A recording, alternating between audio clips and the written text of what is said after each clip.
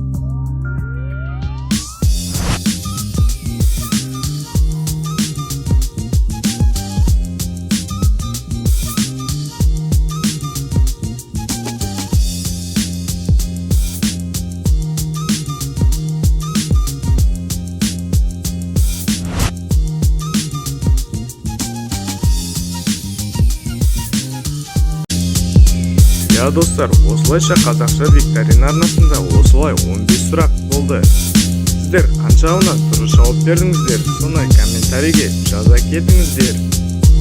Ал енді мені қолдау үшін арнаға тіркеліп, видеома лайк басып, қоңыраушаны шертіп қойыңыздар. Сол кезде келесі видеода сіздер соны көретін боласыздар.